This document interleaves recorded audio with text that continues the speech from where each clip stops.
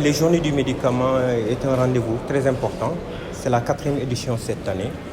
C'est depuis 2017 qu'on ne l'avait pas organisé. On avait trouvé comme prétexte parce que quand même il y avait des enjeux majeurs qu'il fallait en discuter. Et on a pris cette année pour l'organisation de ces 4e journées. Et c'était un bon prétexte de parler d'actualité.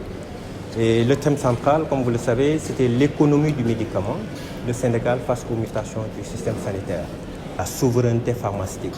Et c'est quand on aura quand même atteint nos objectifs, ne serait-ce à produire au minimum 80% ici localement, je pense qu'on aura la même mise sur le coût du médicament. La matière première coûte cher, l'électricité coûte cher.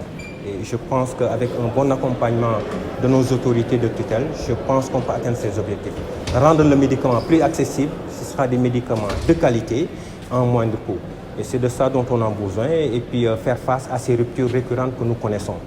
Parce que tant que nous ne parvenons pas à atteindre cette souveraineté pharmaceutique, malheureusement, les pays auront tendance à approvisionner leur marché local avant de penser à l'exportation. Donc, il est risqué de nos jours de dépendre à 95% de l'industrie étrangère. Donc là, comme objectif majeur, d'ici 2035, on a comme objectif la production de 50% de nos besoins ici. Et je pense qu'on va y arriver avec l'appui de nos autorités. Il faut le dire, le médicament est un maillon important dans nos dispositifs de santé publique. Et c'est aussi un maillon qui joue beaucoup dans l'économie sénégalaise. Maintenant, nous, ce que nous voulons, c'est que les Sénégalais puissent avoir accès à des médicaments de qualité, mais à moindre coût.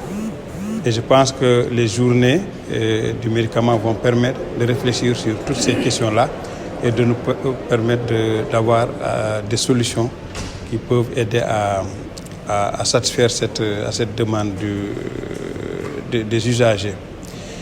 Et il faut dire que le médicament aussi, globalement la pharmacie, est une des priorités du nouveau gouvernement parce qu'on a parlé de l'industrie pharmaceutique. Ça veut dire comment faire pour relancer la production locale, surtout dans le cadre de l'agenda de transformation 2050.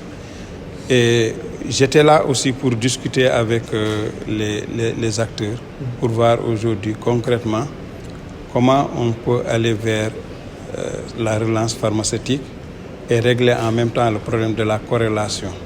Parce que plus on produit, plus on réduit nos importations, plus l'argent reste dans le pays, plus on a des médicaments à bas coût et qui sont accessibles aux populations.